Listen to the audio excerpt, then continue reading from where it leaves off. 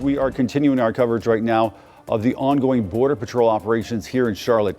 The operations dubbed Charlotte's Web began Saturday. Let's bring you up to speed with three things you need to know. Federal agents say they arrested more than 80 people and described many of them as having significant criminal and immigration histories. Charlotte marks the first city where CBP, or Customs and Border Protection, we should say, said it will spearhead immigration enforcement without coordinating with immigration and customs enforcement in the same location. Our crews have seen agents throughout the city, from a flower stand in Northeast Charlotte to outside churches and grocery stores over in East Charlotte.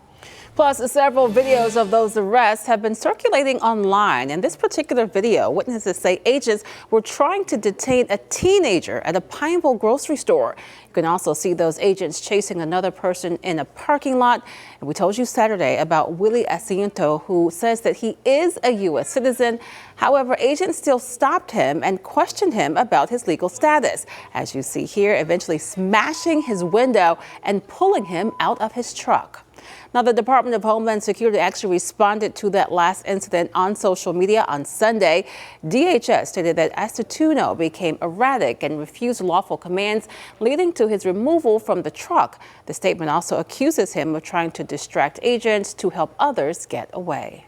Of course, those recent events over the weekend causing tensions to rise. A lot of neighborhoods concerned, a lot of neighborhoods really fearful as they wake up this morning. Folks took their concerns to Charlotte's Department of Homeland Security office, where dozens of protesters came face to face with those Border Patrol agents. WCNC Charlotte's Richard Devane is live there this morning to break down the aftermath and the protesters' demands to end what they are calling a dangerous and unnecessary operation.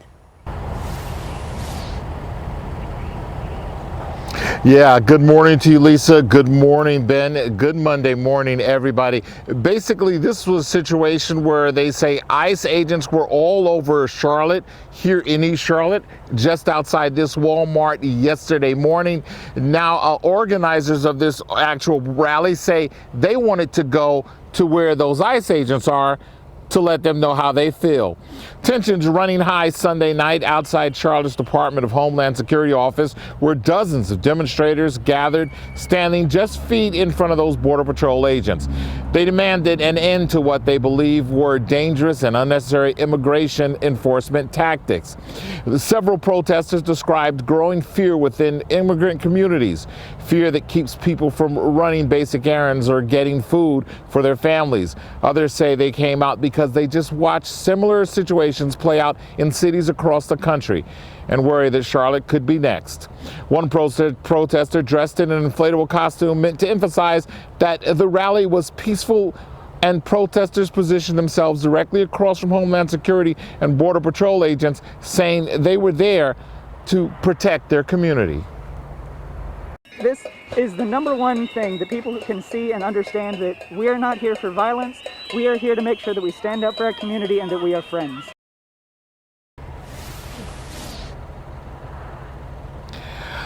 Yeah, and of course, there are other protests or organizings going on today. We can say that there's also a planned walkout of students, also here in East Charlotte at East Mecklenburg High.